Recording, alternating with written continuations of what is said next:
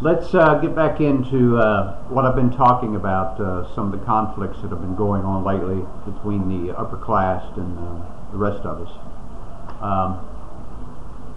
I want to, first I want to say that, pardon me, this is very off the cuff with me. Obviously this is not anything slick, it's just me at home. I think that we've had enough of these slick talking heads. I don't want to see them. I don't want to listen to them. I don't have a script. That's the kind of people I want to talk to. People that have enough sense that can sit and talk to you without reading a prompter or without having somebody in their ear telling them what to say. So that's all I'm going to be. That's all I want to do. So let's get to it. Let me talk a little bit about the history of this conflict. It goes way back,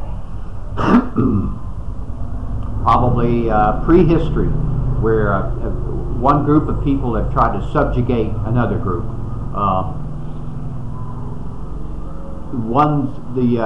The history we're more familiar with would probably be around the beginning of this country.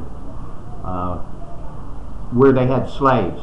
They brought slaves over to work on their plantations and to be a sort of commerce, buy and sell slaves.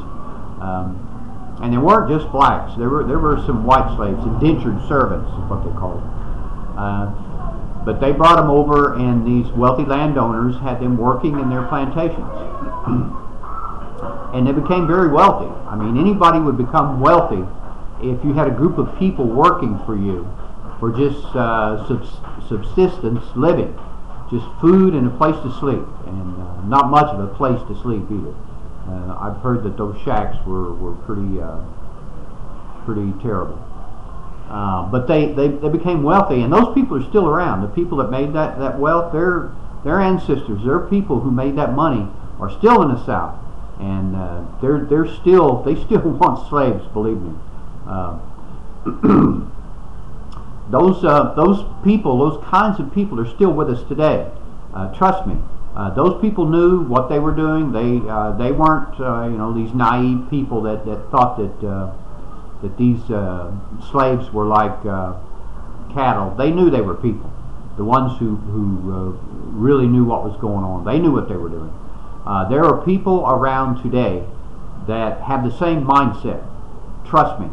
Early in the 1900s, when these grand capitalists, when the industrial revolution came about, and they had these huge factories, they had children working in these factories for 9-10 hours a day. Kids, 9, 10, 11, 12 years old, working all day long in these factories, getting maimed and killed, along with obviously the adults. Terrible circumstances. If you do some research in history, you'll see how the common worker was treated in these factories during the early industrial revolution, when these huge plants first came to be. Ford was one of the worst. His factories, at one point he had spies all through his factories,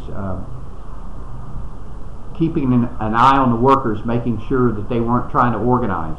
And it got to a point to where he had a law in his factories where workers couldn't even talk to one another. It was terrible. And the company store, the old Tennessee Ernie Ford song about hauling 16 tons and not making any money, and everything you buy from the company store. That was a real thing. These huge barons, these industrial barons, their workers worked for next to nothing, and they lived in the houses that the industrial people built for them, in little shanty houses, and they bought their foodstuffs and clothes and whatnot from the industrialist stores. So they were owned. They were like slaves. It was, just a step up from slavery. And the labor unions came along and fought for rights and got the rights that we have today, the middle class we have today. We can thank those people who fought and died. A lot of them died, believe me. These industrialists had private armies that killed a lot of workers trying to organize. The same things, those people are still with us today. I mean, not the exact same people, but the same type of people. Their ideas, the way they think, what they want to accomplish, those people are still here today. They want to get rid of regulations in their factories and in their mines. The Koch brothers would like to see no regulations in their mines. They would like to see people crushed. I mean, they don't want to see people die, but they don't care if they do. I mean, I don't think it's their wish to have people die, but I know it's their wish, or it's their idea that if the people in their minds die, they don't care, as long as they make them money and they don't have to pay too much remuneration if they do die. That's what they want. They want the minimum wage gone. They want restrictions off of them. The oil companies, all of these industrialists who still want to hire American workers. Most of these industrialists who know they can go somewhere else and pay slave labor to produce for them, they've gone. They've already gone. There are very few good factory jobs left here in this country. They know that we'll organize. These people want to be rulers. There is an ultra upper class in this country, and this is not a conspiracy theory. They're there. Trust me. They're the ultra rich. They hang out with one another. They know each other. They compete with each other. You know, who's the richest? You know, who can get away with this or that? They have armies of lawyers, accountants, tax lawyers. They have private armies. And the ones who don't have private armies, they have our army. They have the U.S. Army at their disposal. Believe me, if they need National Guard troops or whatever they have to keep order where they're concerned, to keep their stuff safe, they have access to all that. They have private armies. They live in private enclaves that you'll never see. You'll never see where they live and who they are. They're a complete class separate from us. We don't know what they're doing. They used to be called Pharaoh, Czar, King.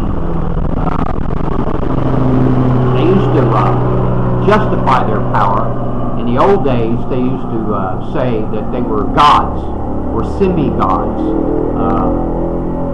I mean, who's going to fight against God, right? I mean, they would say that, you know, bow down to the living God, Pharaoh. And later on, they weren't, the people said, you know, you're not gods. So what they did was they said, well, God has ordained me to be king. So the church at the time, whatever it was the Catholic Church or whatever religious organization, whatever country, would say that these leaders are ordained by God. God said, this is who I want to rule you. And again, I mean, what can you do against that? It's God's chosen king. And today, the privileged class, they're the job creators. They're still kings and queens and dukes and emperors and czars. They still have that kind of power, and that's what they want, and that's who they want to be. But they can't call themselves that because we fought a war against that. In history, the common man has risen up several times when they've gotten so suppressed and so exploited that they've had enough of it and they rise against it. The ruling class know this, and they have to be careful about that. They're very sneaky about getting as much as they can from us. All these Wall Street crashes and all this crap, the housing market going down and whatnot, it's just a ruse. It's all a ruse. They're telling us that they don't know, oh, the stock market goes up and down. We don't know what's happening. You know, it's just the vagaries of the market. Well, why do they just keep getting richer all the time? They don't lose. They get richer all the time. We lose. The people lose. Their housing, the cost of their housing has gone way down. Then why are the rich richer? You have to see beyond that. You have to look at what's on the face of it and not listen to them. They're not job creators, they're the rich and powerful. One of the phrases that rings true, should ring true to everybody, is too big to fail. That's a king, that's a czar, that's the emperor. He's too big to fail. That phrase, it should be intolerable. It should not, we should overthrow anybody who uses that phrase, too big to fail. The leaders do the same thing. George Bush and his illegal war, what kind of misery did he cause, and treasure did they steal from us with this illegal war? And if looking back at it in hindsight, what we know now, it was totally illegal. And Cheney and Rumsfeld and them was saying that, oh, their oil will pay for it. We won't have to pay for it. They'll welcome us, and it'll be over in just a couple of months. Those are all lies. You think they believed that, and they shoved it down America's throat. They went before the UN and told lies and lies and lies, and we know that now, and they got away with it. They're war criminals. They're responsible for horrific death and destruction and thievery, but they're too big to fail. What did Obama say? Well, we want to look forward. We don't want to look back.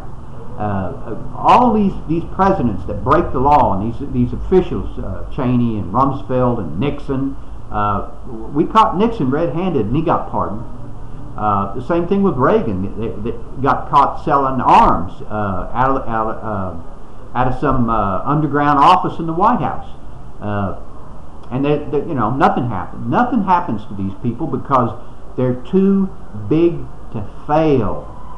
That phrase, they are the kings, they are the ruling class, they are the emperors, they're God's chosen. They cannot be touched. That should end. We shouldn't tolerate that. And the problem is there's those of us who know, those of us who aren't brainwashed by the right, by these evil, wicked people. And trust me, these people, like I said, the people in the past who owned slaves, those type of people are still with us today. And one of the people in the past, some of the other people in the past who were that brutal, like Bush is one of the supreme war criminals in history. I mean, if you look at the top couple of hundred war criminals in history, Bush is amongst them, trust me, along with his buddy Cheney, who admitted to torture. Cheney admitted to torturing people, and he's walking around as free as a bird, with a lot more power than any of us. But if you look back in history at some of these criminals, some of these types, the people who come to mind are Pol Pot, Stalin, Hitler, Mussolini. These type of people, these kinds of people, aren't just ghosts in history and in the past, and we don't see those kind of people around today. They're with us today, and they're trying to consolidate their power. They want to enslave. They're afraid of the middle class. They do not want a middle class. The middle class has power. The middle class, the size of the U.S. middle class, the size that it used to be, was the most powerful force the planet has ever seen. Not our armies, not our rich people. It was the American middle class that was the power. We were the ones that produced. We built this country. All the innovations, the scientific discovery, the middle class. It was this strong middle class. The problem that they have with it, that the rich and powerful have with the middle class, is they have too much power. They have all the power, and the rich want it, and they're taking it. Believe me, they're on a campaign to get it, and they're after it. So let's be vigilant, and we'll talk again. Thanks for listening.